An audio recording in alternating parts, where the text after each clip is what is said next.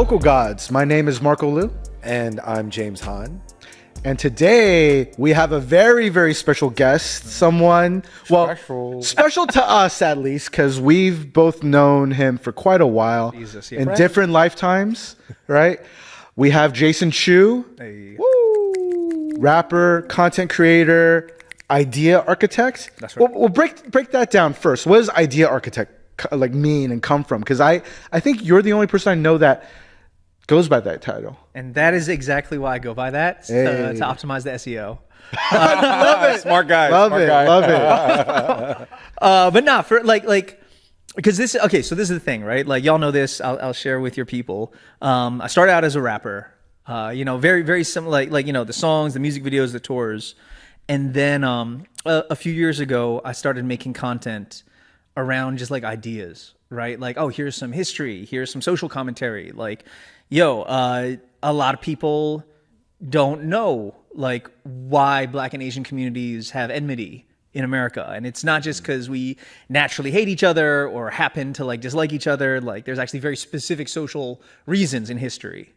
And by and so I was trying to figure out how to describe that, right? Because if you say like educator, that shit sounds boring as fuck, right? Facts. If you say like, oh, I'm like the history guy on Instagram, like, but it's not just history, it's what's going on today. Yeah. So I was like, honestly, I thought about it for like months, and I was like, the closest that I could come was like idea architect. Like, I try to show people not just like, hey, here's an idea, here's something that's going on, but this is why it's shaped the way it is. This is why society is the way it is today.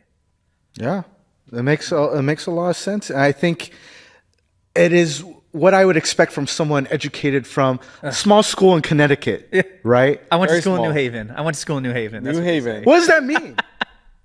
Internet, what does that mean? What school could be in New Haven? It's so weird. I have no idea, man. Yeah. No clue. Never heard of the school, I bet. Why do Yale people say bula bula? I've always been wondering why. Man, that's some white shit, bro. See, that's something you told me years ago. I was like, and the fact that mean? The fact that 10 years from now or 10 years later, the response is still, it's just some crazy white shit. Yeah. Says a lot. Bula bula. Bula bula. How do you even spell that? That's the Boola, Boola. Oh, I see. Bula bula. That's like the fight chant. Bula bula Ebola. Anyways, you are, and I say this in a absolutely complimentary way because a lot of times it's used as an insult. No. What a way to open a fucking I love it. statement, I love bro. it.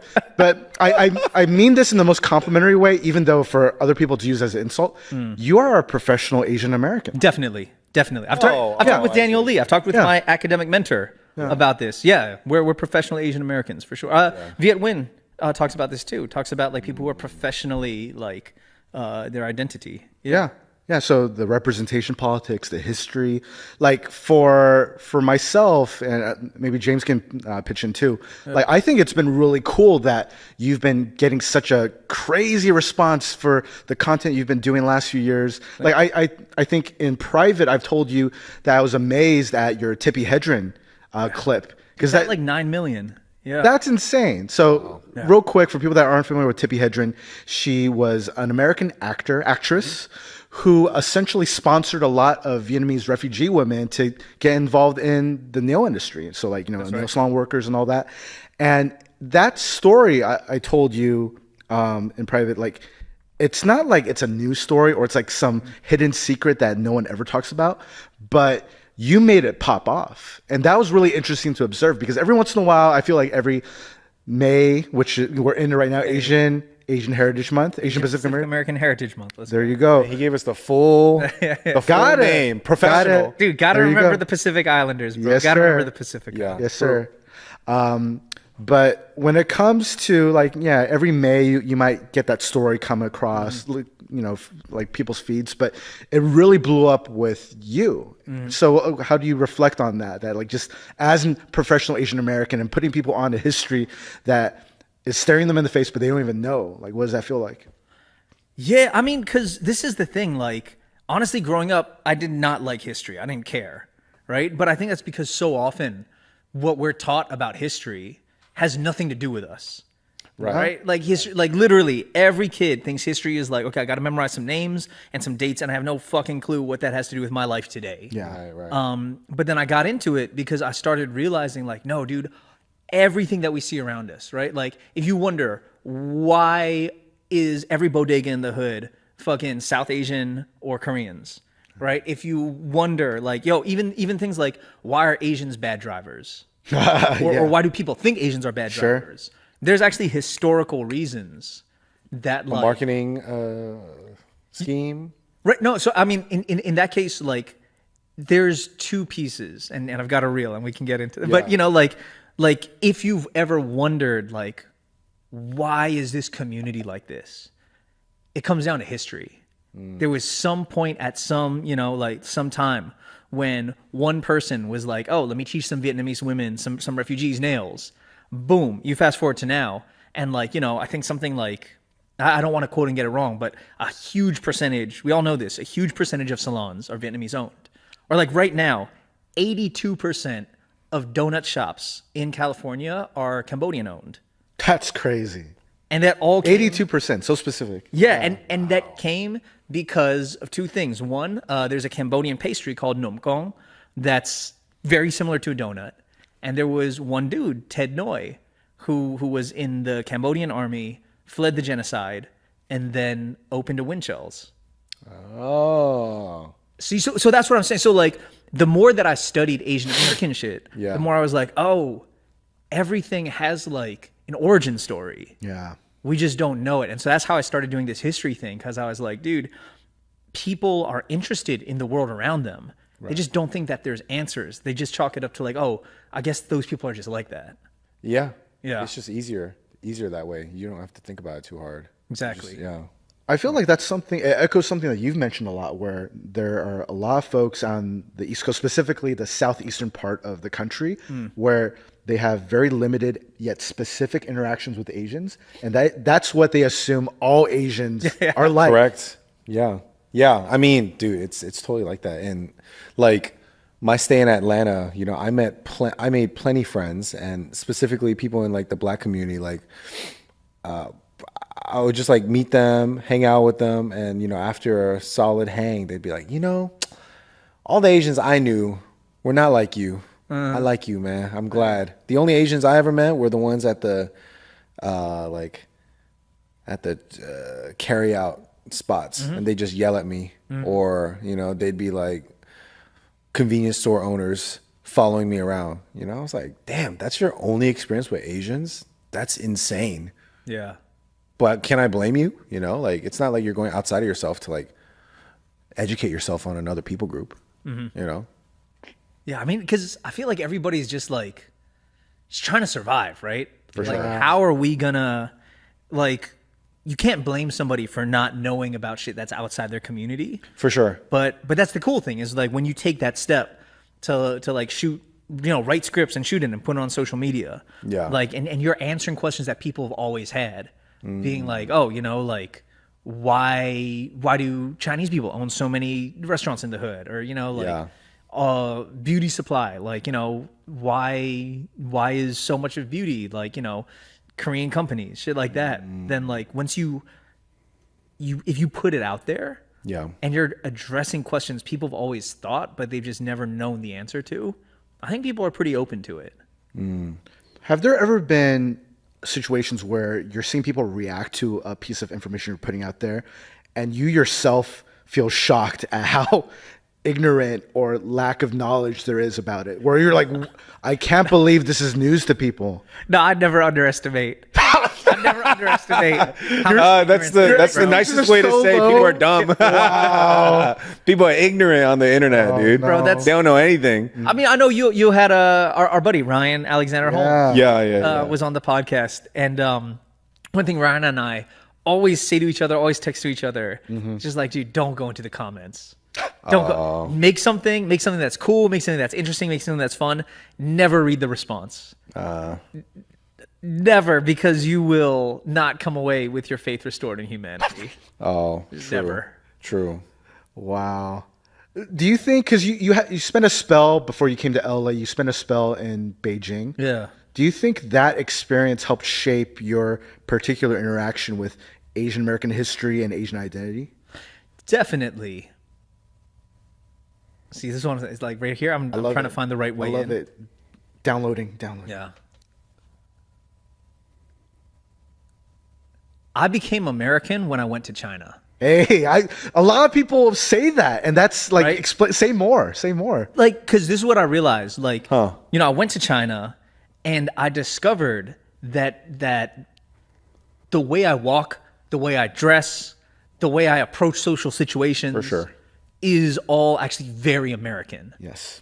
Ethnically, I'm Chinese, and sure, like in American culture, I'm on the side of it. Like if American culture is a spectrum, Yeah. I'm on the side that's more Asian. Yeah. But you go to Asia, the first thing you realize is I'm not like that. Yeah. You know what I'm saying? Like 1000%. Bro, just when I lived in Korea, because I taught Hagwon. Yeah. For 2 summers in Seoul. Yeah. And We don't walk the same. bro, We're louder. I'm loud. I'm I so jaywalk. loud. I jaywalk. Yeah. Yo. Jaywalking, bro. Not like that. Yeah. Yeah. Everything's different, bro. Yeah, right? So like going to Asia definitely made me realize like, yo, my lot is with Asian America. Like that's my tribe, that's my people. Like, and going to the professional Asian American thing is like I realized, see, this is what I'm saying. I'm gonna pause, think. So what I realized is I'm professionally Asian American for 2 reasons. One is I happen to be Asian American, but there's a lot of people, right? There's a lot of creators we know that are like, oh, I don't want to be seen as an Asian American creator. I just want to be seen as a creator.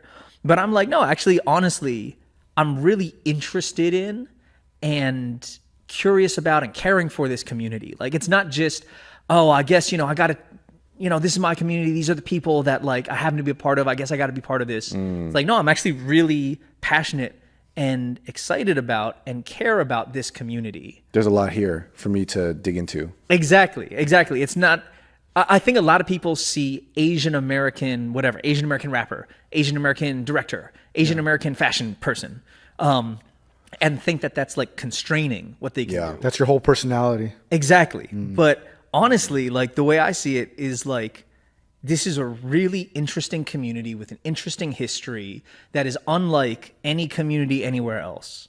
Yeah. And I'm really proud and excited. And I think that goes back to hip hop. Because another thing I say often is rap music made me Asian. Or rap music made me Asian American. Yeah.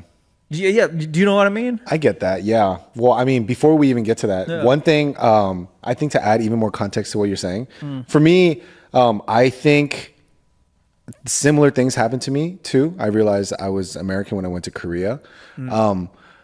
Being more interested in Asia America though, I think it happened when I started making more frequent trips to LA.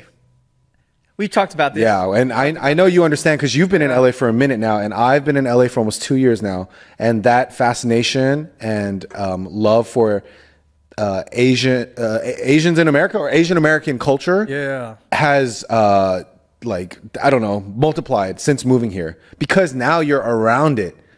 But if I was still in Georgia, if I was still in Maryland, I don't know how to describe it. It's not top of mind. It's just not top of mind because there's so many other things that are taking my attention away when I'm in Atlanta or in Maryland, Asian American culture can't really thrive in the way that it does here. It's just different in California. Yeah. This might be a pull quote. I don't know. See if this works for you, man. But this is such a meta situation where we're talking to camera and musing about how the clips are going to come out. But yeah, go on. Because that's the thing. Whenever I'm making this content, I'm always thinking with the producer head because I'm editing my shit, right? So I'm always thinking what could work. LA is Asian Atlanta.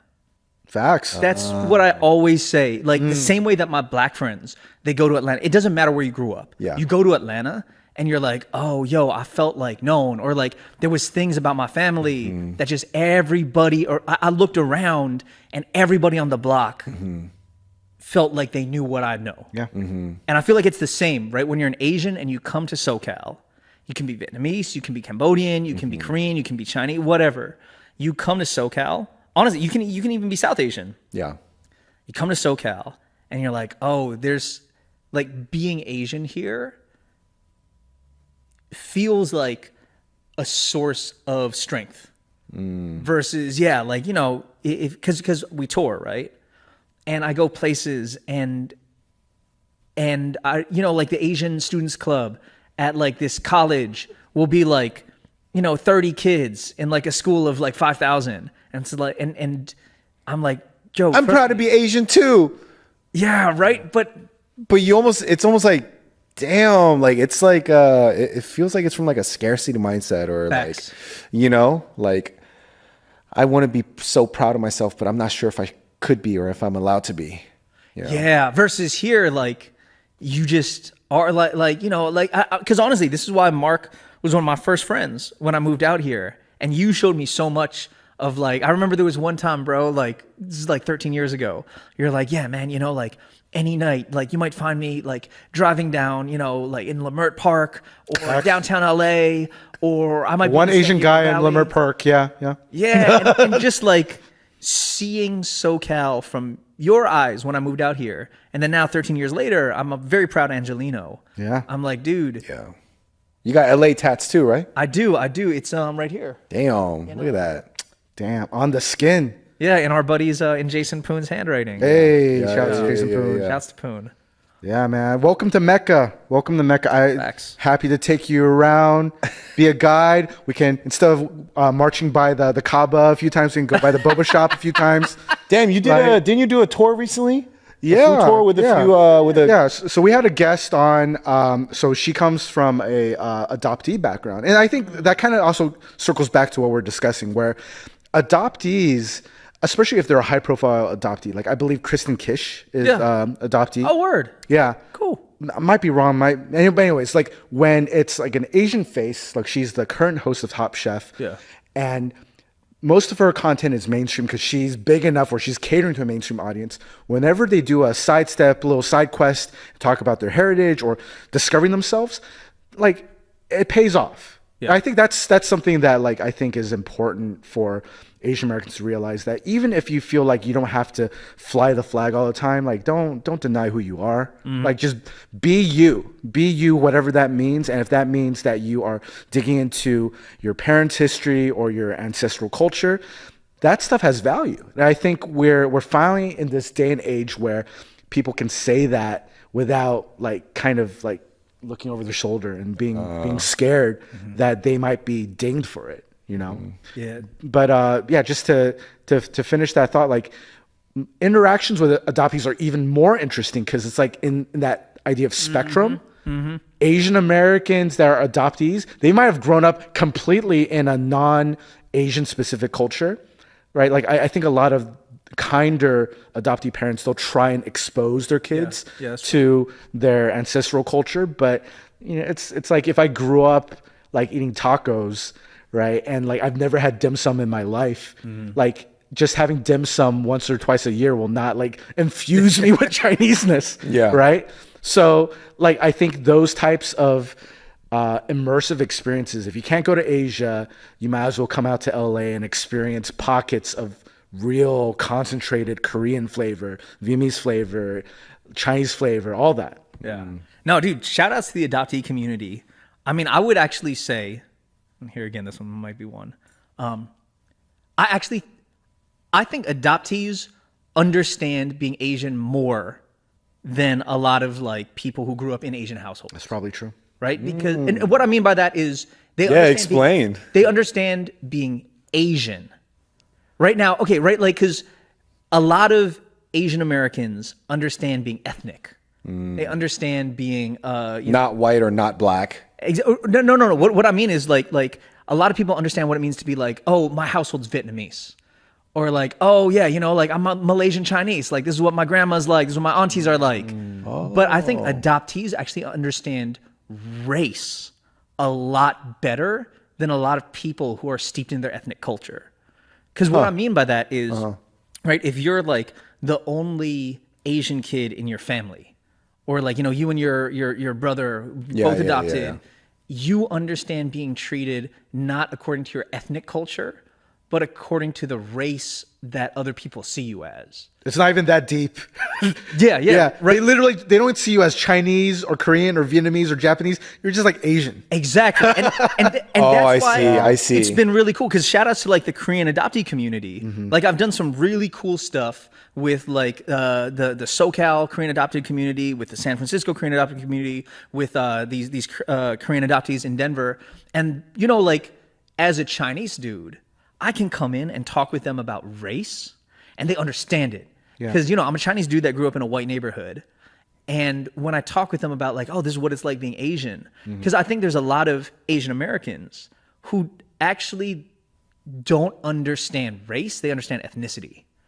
They're like, oh yeah, no, that's just totally what being Asian is like. But what they actually mean is like, oh, this is what growing up in my Vietnamese neighborhood was like. Or this is what growing up in my Korean church was like.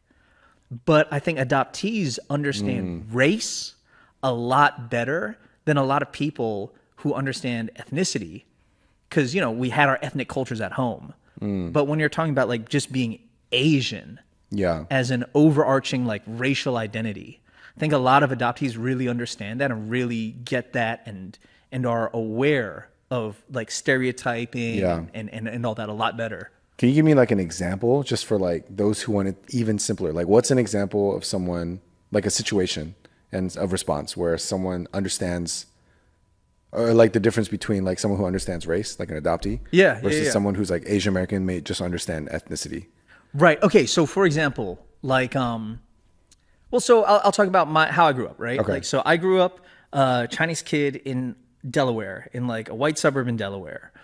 And so I had like, you know, it's not like there was like a Chinese community and a Korean community, a Vietnamese community. Like I just grew up with my family, and then I went to high school, and there were like a couple of other Asian families. You know, there's like 2 Korean families, a couple of Vietnamese families.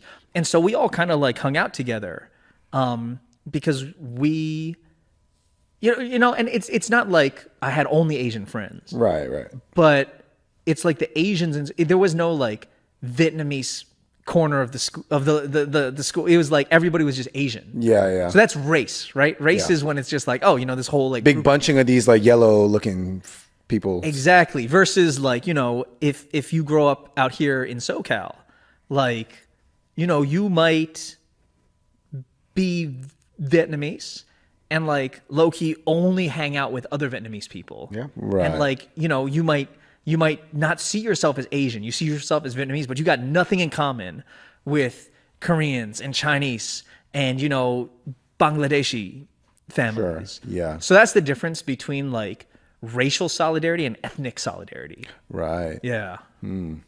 Damn. Yeah. I mean, I feel like for me, having grown up in Maryland, I totally can understand both because I eventually started going to like a Korean church. So that's where I understood ethnic solidarity. But up until that point, I only knew racial solidarity, you know, because there were a few Asians in my elementary school and middle school. So we all just were grouped with each other. And I just, oh, you're Asian too. I'm Asian. Cool. Yeah, right. Like, and it's not like you're like, oh, I'll only hang out with Asians. For like, sure. Yo, you're Asian too. Like, hell yeah, we'll kill and we'll die for. Oh yeah, one of my best friends, Damn, John. that's serious out there. No, it ain't like that. No, it's not like that. But there is that sense of like, okay, you're Asian. You know, like exactly. And in Delaware and Maryland, you see another Asian, you're not thinking like, oh, are they my kind of Asian? No, you're just like Asian. Oh dude. Shoot, it's awesome. Yeah, for sure. Oh yeah, people in California would not understand that. Yeah, for sure. But you know who kind of does? The adoptees. That grow up in California kind of get it a little more because they're not like, oh, I'm gonna be in my pocket. They're like, yo, that you know, I'm just happy you look like me, kind of. Exactly. So I really mess with a lot of adoptee communities because I feel like in some ways they understand like experiences of race in ways that like some ethnic communities can just be like, no, like we're not a part of all that. Like, it's about us. Yeah. Huh. I absolutely agree. I will say though, I think there's also a generational aspect of it because I feel like that type of sentiment among like Gen X, so people in their like, I guess 40s, 50s, and maybe in 60s now, there was more of a feel, because there weren't as many Asians back then. That's true. In America, where like they'll like, whether you're a Korean or Chinese, like I always hear older people say, "Oh, you're a fellow yellow," and I always that's some old head thing yeah. to say. So I always look at them askance. I'm like, fellow yellow, but That's yeah, insane. kind of odd. But I think since you spent like what 12 years out here in LA. Yeah, 13 now. 13 bro. 13 years. And then you've also been traveling back and forth across the country, talking to college students and different groups. What have you noticed has really changed in the span of time? Because I feel like we're in such a time of polarity where there's a lot going on, where you see not just in Korea, but China's rising, Vietnam is rising. The global South is going to be something that everyone talks about for at least a few decades. So what have you been seeing in regards to sea change, in regards to consciousness and all that? No, it's super true. Like, this is how we're all millennials here. We know our generation's getting washed because those stereotypes or expectations of solidarity that you had before, they just don't exist the same way in the minds of this younger generation. Right. Like, like even, okay, right? So growing up, huge stereotype, right? Like, oh, Asians like rap and fashion. Like, Asians aren't like cool like that. You talk to anybody under 25 right now, that stereotype does not exist. True. Right? That stereotype of like, oh, Asians don't, like, you remember there was back in the day there was this super racist I think it was like a Boost Mobile commercial or some shit that was like, showing like a group of Asians dancing, and the whole joke was like, oh, they're posers, like that's not like normal, like they're doing So some weird mean. shit. God damn. Yeah, I'm not surprised by it. like that was the stereotype like when we were kids, like 20 years ago. Yeah. Now that shit makes no sense to kids. And Yeah. honestly, like even some of the typical stuff, like, like Asian guys aren't attractive. That, again, if you're under 25, it's completely different, because these kids, their whole adult lives, BTS has been out there, 88 Rising has been out there, like K-pop, Japanese fashion. Like I knew it was changing, because I remember it was like 8 years ago. On Complex, like complex.com. They were like doing some street style stuff. And they interviewed like some black kid in Manhattan. And they were like, oh, who's your style inspirations? And he was like, oh, like the Korean kids at school. And That's what he said? Yeah, dude. That's so wild to hear. Holy cannoli. That's when I knew shit was changing. Because He said the Korean kid at school? I thought it was like some influencer. No, he said the Korean kids at school, they're the ones that got like, This man is shook. Teach me. I'm a Yeah. little shook. I would never have thought to have heard that kind of response ever. I'm such a Right. millennial, bro. And obviously, like it's in New York and it's in Manhattan, so it's Sure, very sure, fashion sure. forward, it's very diverse, but yeah, man, it's changing, and it's changing rapidly. And I do think that, like, and honestly, to me, that's again why I kind of find my like refuge and relatability in history. Yeah. Because like things are shifting, right? Like things that were normal for us as Asian guys growing up Right. 15, 20 years ago, those stereotypes, those norms have all shifted. What hasn't changed is like the history of how our communities got here, right? Like why so many Asians immigrated in the 70s after America's wars in Asia, right?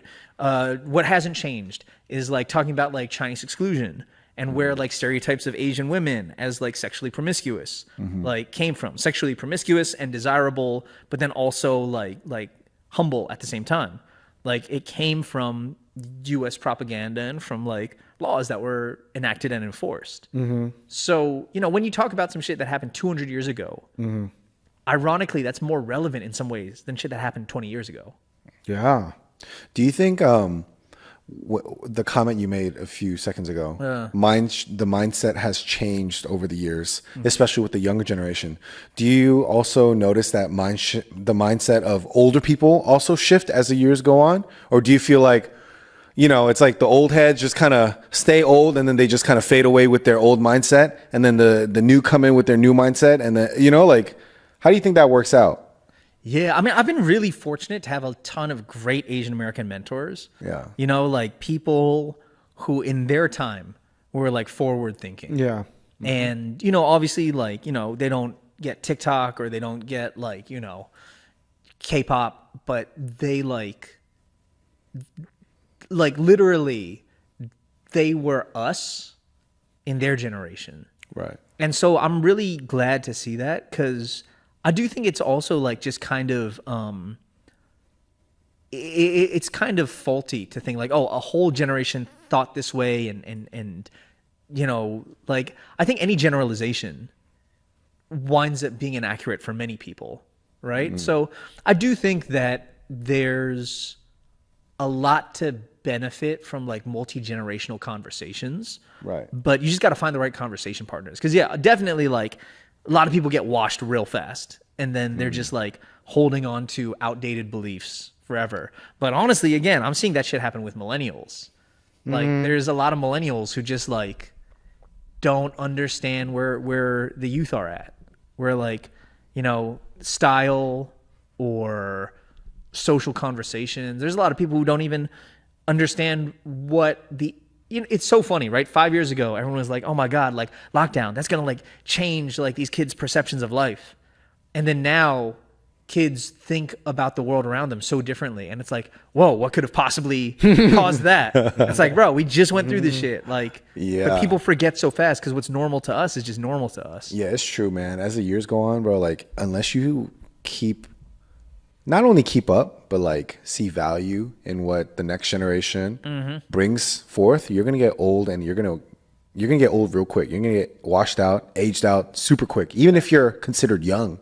Yeah. You know, like literally, like I just met somebody. I saw somebody I hadn't seen in a long time, and they used to be in fashion, but not anymore. They've been out of that game. Oh, were they wearing joggers? I don't know. They're Why is that your go-to? Yeah. Why is that always your But go-to? anyway, like, Joggers? I saw them, and then I had my fit. I feel like I'm pretty modern. I love what I'm look wearing. good, bro. And they looked at my haircut and everything. They're like, you know, I liked when you did that swoosh back in the day. Oh my God. And I was like, it was like a cut from like 2015, 2014. I was like, and I looked at his outfit. I was like, I see why. Damn, bro. And then he was saying something about like, is that on trend? Is that something blah, blah, blah. I was like, bro, what do you know about trends? Like, if anything, my haircut is somewhat trendy. You would, if you kept up, you know, like, I cannot believe you used to be so fashionable. I don't understand.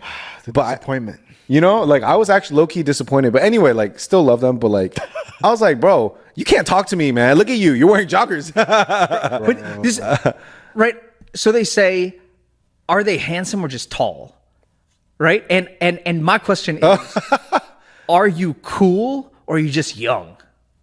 Right? Yeah. When you're like 23, it's super easy to be like hip and trendy. You just look around and wear what everyone else is wearing. Exactly. Like, of course you know what's popping on the algorithm. Of course you know the coolest meme and the newest slang. True. But yeah, bro, you don't have to try. It's just around you because it's all produced usually and inseminated around with the youth. Yeah. Yeah. What I've noticed a lot, especially like traveling with you specifically and spending time where there aren't as many Asians, is that if you look at things objectively, the margin of error for Asians is much smaller than white folks or black folks, because if you fall behind, you're just making yourself further invisible. And that's why I noticed a lot specifically out in Atlanta, where it's like you're seeing amazing hairstyles, really wild clothes all over the place. But then I've seen some of the most square ass Asians I've ever seen. Yep. Like working some office lady, you know, like mid-level manager job out in Atlanta, and they're East Asian looking. Yeah. And I'm just looking at them and it's like, man, like if I were white or black, I wouldn't notice them either. Yeah. Damn. It's true. Another thing I wanted to make. So in the music scene for me, I've been K-pop adjacent for years, but it's just now in recent, maybe like 4 or 5 years or so, where there's a huge audience of older K-pop listening people.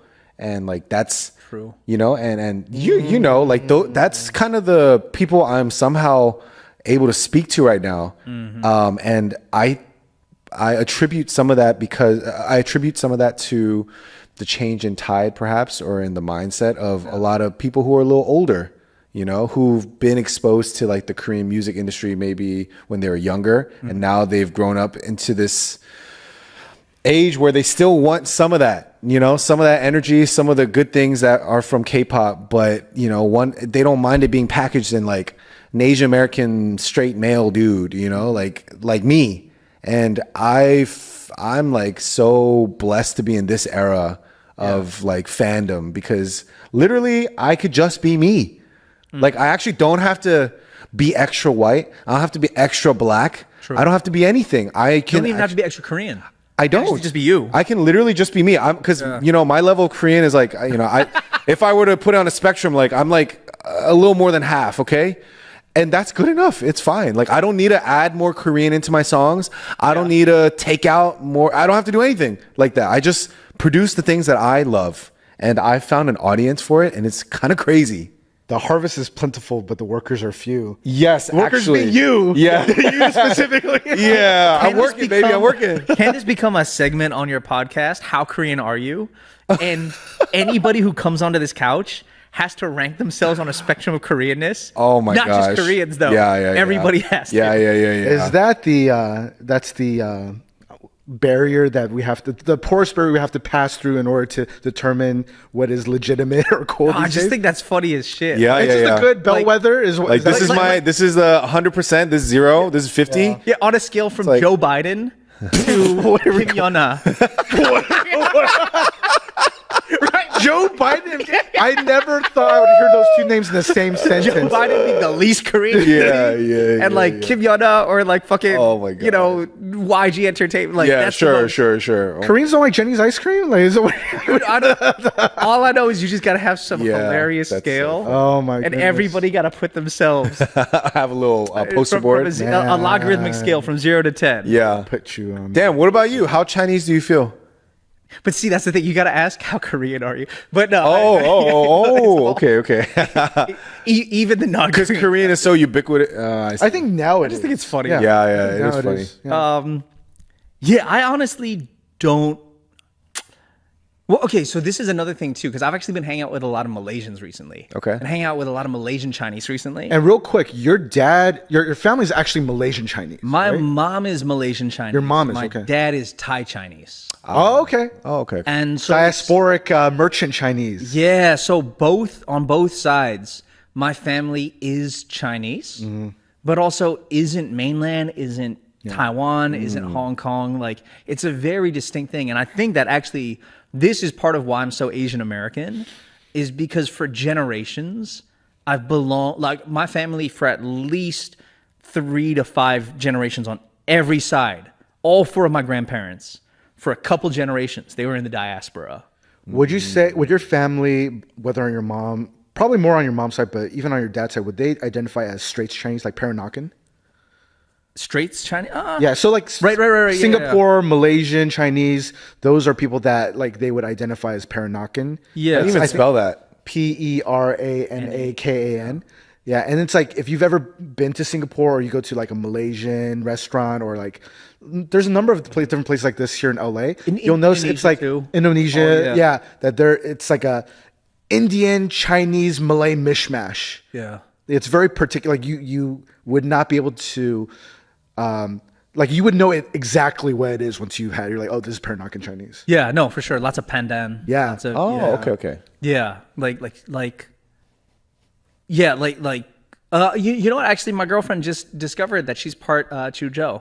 Oh yeah. Yeah, like she always thought she was pure Vietnamese her whole life. Yeah. And then she discovered that her dad is part Chuzhou. Yeah. Wow. So like all of that, but yeah, definitely my family, like especially on my mom's side, you know, like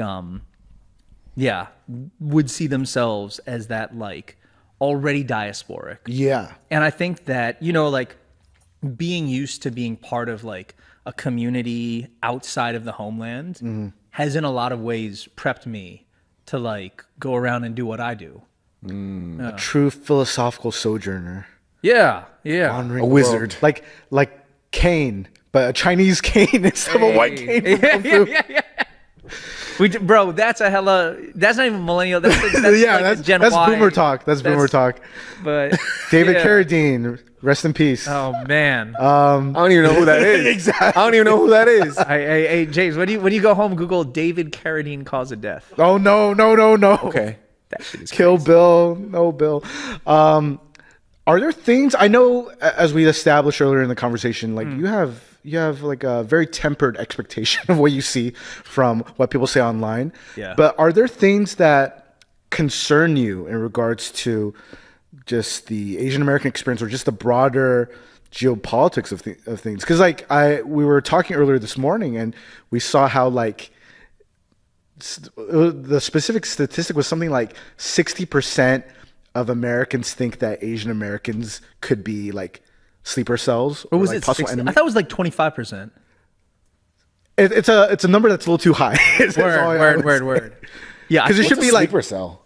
like a terrorist sleeper cell where they'll blend in and hang out and be good Americans, but then when the time is right, bang, they're gonna like Holy slit crap. your throats or blow up your schools. Oh my. fucking stupid, dude. Yeah, That's a crazy stat to even Yeah. put together. Yeah. What was the reason? We need to read that paper. We need to Like, damn. review that paper. When you say that, anyway, I don't know. Yeah.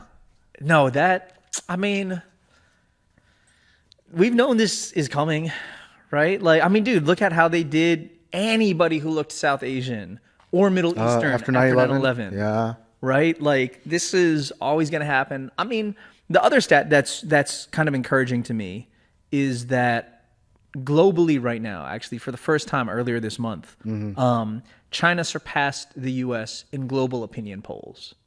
that's so wild to think about. It's like, wow, China. It's something like 40. So they asked the question like, will this country have a positive impact on the world's future? Huh.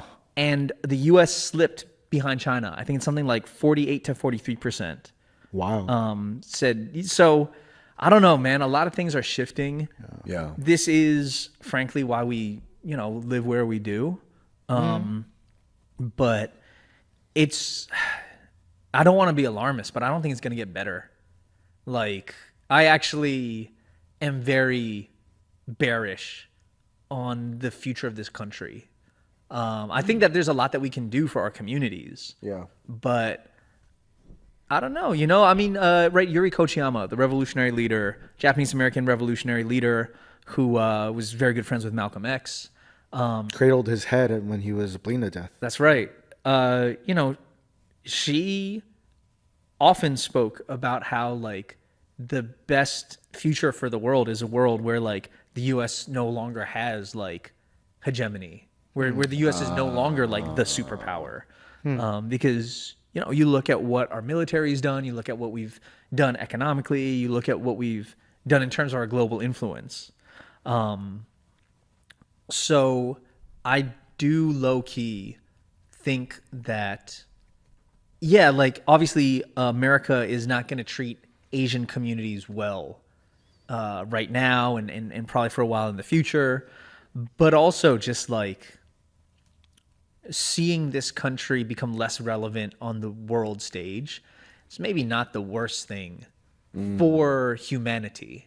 Yeah. But what we got to do is we got to take care of our communities, right? Local gods, right? It's all about like, if we can't impact.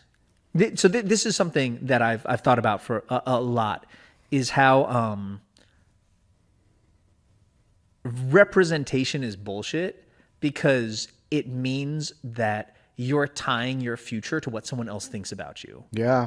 And I mean, I actually kind of still think representation is valuable because it can help people. It's the right? baseline. I think that's what a lot of Asian Americans over the last like 20 years kind of misunderstood, where the goal was representation. And then when America's Best Dance Crew, Crazy Rich Asians, and like, I don't know, Bling Empire, Jeremy Lin, when these milestones started actually happening, there was this weird reaction where it's like, maybe we've made it. But then you realize, no, we actually just got to the starting line. Yeah. We literally are just starting.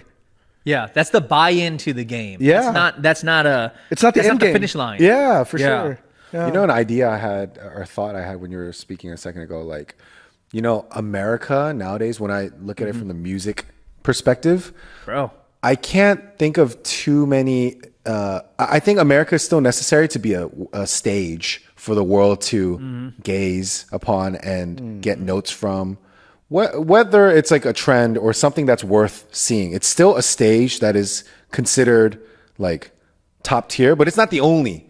No. You know, because a lot of the talent now come to America to be shown off to the rest of the world, and then they may never come back to America. I don't know. I feel like there's so much talent that comes out from Europe, UK, Sweden, Africa, or Africa, Africa, Asia, and try to get on the world stage. And like, it's weird because on one hand, if nobody pops off in America, but they're popping off in like China, for example, like it only matters to people in China, okay? But like, if they're popping off in America and nowhere else in the world, it's because the media is so powerful in America. It still seems like they're very important, you know, like to the rest of the world. And I don't know if that's going to change with America potentially being as less potent of a superpower. So. Yeah. But it was just like an idea I had. I was like, I don't think America, the media powerhouse it is, not anymore. I don't think it will die. Maybe it'll just shift into being something else, but I really don't see it dying. I don't know if I see it dying, but you know, a lot of the conversation in some like revolutionary circles is we're shifting to a multipolar world. Yeah. Right? We're shifting to a place, right? So for the last, honestly, since World War II, right? Again, there's been one superpower. And yeah, right? Like in the 80s, like, oh, everybody wanted Levi's jeans and McDonald's and Coca-Cola. And, you know, like in the 90s, like, oh my God, like Friends. You know, people in Brazil were learning English by watching Friends reruns. You know? I don't think that's... Bro, like, what like a Game of Thrones? You know, maybe that was like... Bo Sia once told me, like, yo, this is the last great Western... like piece of monoculture. He may be right, actually, now that I think about it. Right? What else has like, you know, like The Office, but that was before. That was earlier. That was like 10 years earlier. Holy crap. Yeah. So no, I agree. Like I think America's not irrelevant, but you can be relevant without America. With the internet, it's starting to become, especially with the our modern content driven internet. Oof, I'm starting to see that. Dude, and like you're seeing it like, dude, I was hanging out at a wedding a couple weeks ago and my buddies were showing me Italian brain rot. Have you guys seen this? No, but that sounds insane. There's like AI generated content from Italy with like nonsense Italian that's like blowing up on like YouTube shorts. Really? And it's just, it's all this wild, it's crocodile bombardio. And it's just, and that shit did not need America. Like that, yeah, so that's the thing. Like it's becoming multipolar. Again, America's a player. Like, you know, I Show Speed matters around the world. Kai Cenat kind of matters around the world. Sure. Yeah. But yeah, right. Like Tyla comes to America to like blow up on a global stage. But also like, you know, Burna Boy could be just doing his thing in Africa and the UK and he's fine. Sure. You know, like a lot of K-pop acts, you know, like they're going to touch the U.S. And a lot of that, right, is because of the political situation between South Korea and the U.S. and we're such close cultural and military allies. Yeah. But there are people building huge careers. Just touring Japan and China, Asia's. Right? Yeah. I think it's also like there's the history and culture element, but there's also an infrastructure element. Because I feel like, for instance, like... a lot of folks probably have no idea who any Vietnamese artists are, but I guarantee you all the hip kids in Vietnam, they know who Thuy is and they know who Sailor is. And I think so. It's like maybe it varies for different countries according to what progression they are in regards to our modern sense of first world or whatever. Man, wasn't it Vietnamese? There's like a Vietnamese rap show. They're the ones that made that one popular Korean chorus.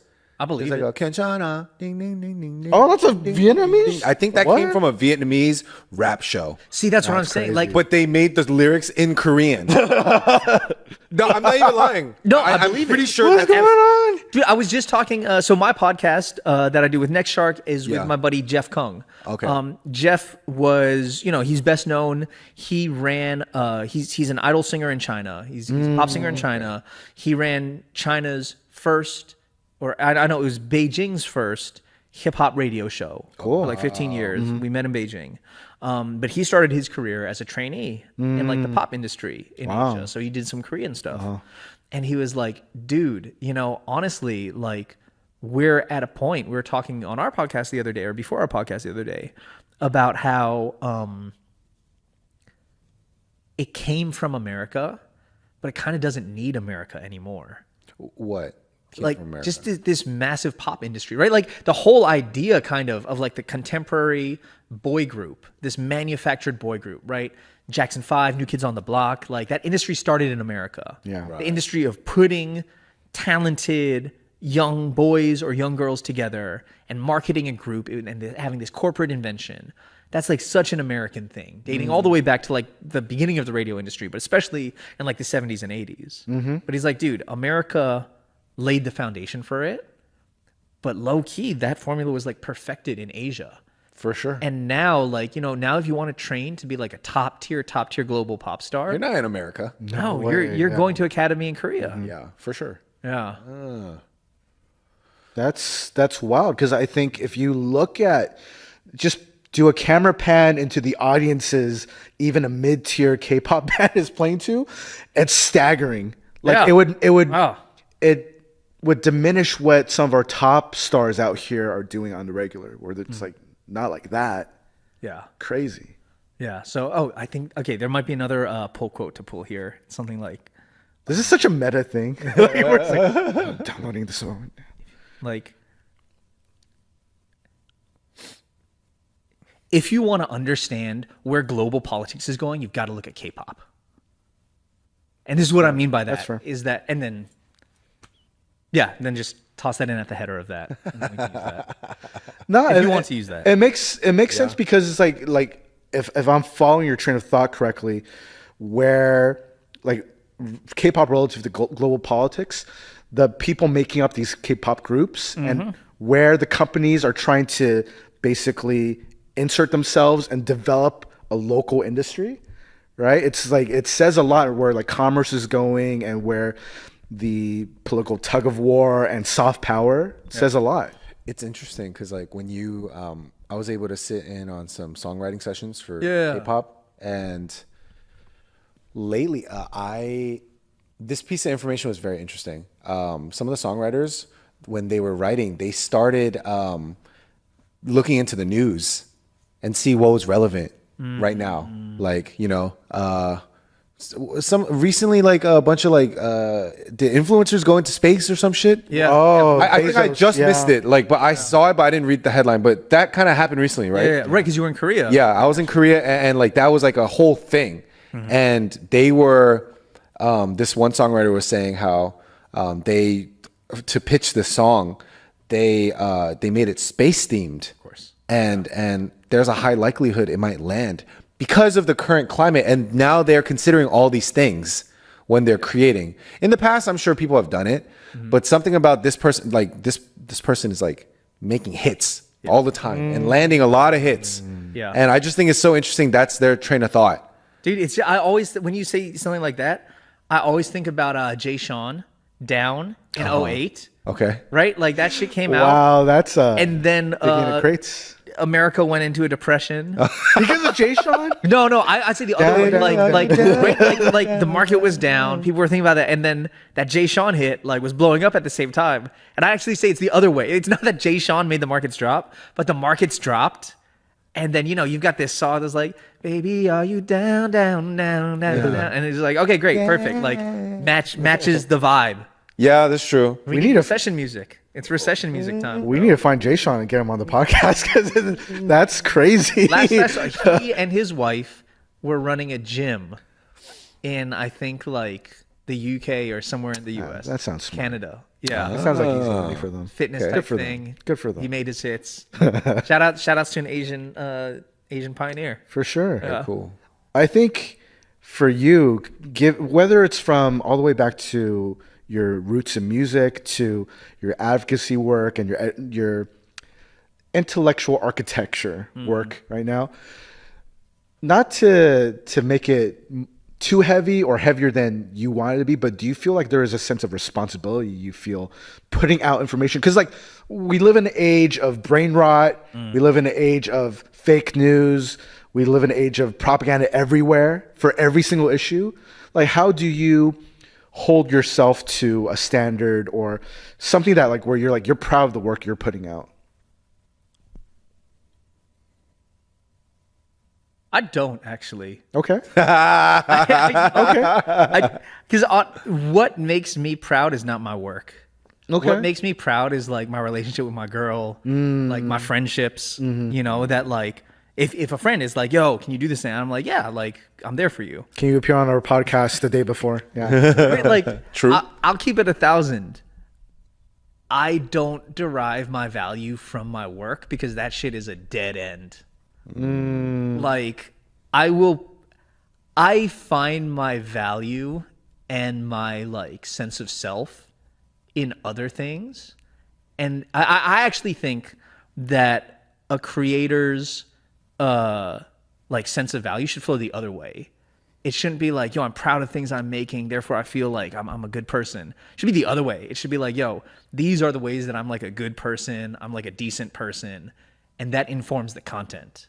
Because I think that, like, bro, for any artist, like, you know what it is, bro? Because you see this like Kanye shit, right? Like, Ye absolutely values himself based on his product and how people perceive it. And I think that shit has led him so off base, because then that becomes reductive, right? And then it's like, yo, as long as people are praising the product, I must be chill. And so if you know, and I know that went more philosophical than you probably needed it to go, but what I will say is this: like, I'm always try to do right in my like obviously there's like, you know, story, like I'm not out here doing like, yo, here's the top 10 Asian porn stars of the 2000s, even though like on somebody's algorithm I'm sure that shit would go, because I'm like, dude, that is content that I do not care about and I don't think matters. Do that as a lead in April 1st, one of these. Oh my God. See what happens. People are like, what? Oh my God. They don't watch past the first 3 seconds, like, Jason Chu. Bro, that shit happen. But you know what I'm saying? Like, yeah, I'll only put out stuff that I'm like, oh no, I think this will be good for people. This is shit that's interesting to me. But you know, that shit can change up and down. Like, Yeah. there's stuff that I'm super proud of that does not do well on the algorithm, and there's stuff that I'm like, oh, this might just be fun, you know, that does super well. And I think that genuinely, I'm just going to, I make stuff that I think is interesting and fun and helpful and potentially helpful. But, you know, and I put work into it. Like, I do a lot of research. I make sure that like all the pictures that I'm putting on my content, it's all like sourced from like, dude, one of the wildest things was, all right, this is a little bit of a digression. One of the wildest things I did for content, I tracked down a photo of this white pastor from a church in Buena Park in the 70s, because the Donut King, Ted Noy, this Khmer American dude who came over and was the first Cambodian dude to open a donut shop. When he came to America, his family was sponsored and placed in a church in the OC. Mm-hmm. And there's been a ton of stories and reporting on him that's like, oh, you know, and then he went, he saw donut shops and they were popping off, and he went and he brought his sponsor along with him to co-sign him when he went to this interview at Winchells. None of the documentation that I could find had a photo of that pastor that sponsored him. And so I actually went and I looked for, you know, the time that Ted Noy was at this church and who was the head pastor. Okay, this is his name. And then I searched for that dude's name, and then I found a picture of him in a newspaper clipping, completely unrelated. So if we're talking about like, oh, I'm proud, like, sheesh. That's like good reporting, bro. Yeah. You're like a journalist. Like reporting for this? I do be low key, like, but that's what I'm saying. Like, that doesn't make me proud. Like, that's the work that I'll put in for the content. It's the integrity you put in. Mm-hmm. Yeah, like it's integrity, but you know, I do that because I think it's fun and I think it's interesting. Mm-hmm. But I wouldn't say it makes me proud. I'll say that that's just who I am. That's what I want to do. I want to show interesting history. But what makes me proud is like our friendships. You know, like, because like you've seen me go through all kinds of fuckery and be like a whack ass dude and become less of a whack ass dude. That shit makes me proud. You know, that's what makes me proud. Not some fucking It was an honor, sir. Video that goes viral, you know? Yeah. Man, Jason Chu, guru, idea architect, content creator, rapper. man, we'll definitely need to have you back, man. Dropping, I feel like, especially every year feels like a decade now. So probably next time we bring you back, well, I don't know. Hopefully we're still around. Yeah. But as a first season guest, we do have a gift for you, sir. Hey. Yeah. So, Dun, dun, dun, dun. Yo. Local Gods This is hats. fire, dude. the proud Dad bearer hats. of our initial Dude, that's first crazy. season This is really good embroidery, Yeah. man. Thanks. I like Local that. Gods hat That's awesome. for our local gods. And we always like to end with 3 questions. Word. That's right. 3 questions for you. Where do you consider home geographically? Home, Delaware, man. Delaware's Delaware? still Wow. I'm still a Delaware kid. Yeah. Nice. Hockessin, Okay. Delaware. All right. All right. So then when people are visiting you in Delaware, like what's the food spot to go to? Bro, nobody visits me in Delaware. If someone ever did. Okay, because Delaware, right? We're like 40 minutes away from Philly. So Okay. there's some pretty good cheesesteaks. But you'd go to Philly and you wouldn't stay in Delaware? Nah. You'd have to go to another city. You couldn't just go 5 Okay, minutes. no. So there's so we're near Philly, but there's actually good Philly style cheesesteaks in Delaware. I see. But doesn't that feels like Delaware cheese. that's like a Delaware cheesesteak? Bro, Delaware don't got nothing of its own. Oh. We got Joe Biden, we got tax-free shopping, and we got like Yeah. Hey. A lot of corporations. corporate havens in Delaware. Yeah, Incorporated in Delaware. corporations. Yeah. That's Sick. right. That's All what we right. got. All right. Delaware Philly cheesesteaks. Yeah, no, there's Sick. some good cheesesteaks. There's some Okay. good cheesesteaks in Delaware. All right. And then currently, what's on top of your playlist right now? What's on rotation? I've been listening. Last year, Sum 41 came out with a new album. That shit slaps. Oh. That's just really good, actually. You are a true historian, sir. I'm like, I haven't heard. Some 41. I haven't heard those combination of words and numbers in a minute. Oh my We're gosh. millennials, bro. Yeah. Sum 41 got a new album that's pretty great, and Central C. Oh, yeah. Central Okay. C's new Yeah. record. I really like Central C. It's just, Is he the what was his famous song? Doja Cat. Was it? Oh, it wasn't the How can I be homophobic? phobic. Yeah. My bitches get. That's him, right? That's Central Yeah, C. yeah, yeah. Oh, yeah. I like that line. No, he's super funny, and he is like 1/8 Chinese. Love it. Wow. Love Yeah. it. Asian stand up. Solidarity. Oh. He got a record where he got a bar. He's like, I got links to the Chinese triad, so I was, he owns it a Yeah. little. So Okay. Yeah, a little All bit. right. Okay. We like that. We But yeah, shout out to Yeah. Central C and Sum 41. Okay, Don't know if let's go. anybody's ever mentioned that. artist. No, never. The same Never. Of course, it would be Jason Chu, though. One and only, man. So for people that want to dig in more to your stuff, your music, your lessons, where can they find you? Yeah, everywhere is Jason Chu Music, Jason CHU Music, and you just Google it, find it on Spotify, Apple Music, wherever. And my podcast is the Good Math Pod. So you just search for Good Math on any streaming service, and you find me and Jeff, talking our little shit too. Yes, sir. Bula bula. Hey, Bula bula. shouts to New Haven. Shouts to New Haven. Peace, y'all. Take care. Hey. Bye. I've been wanting to see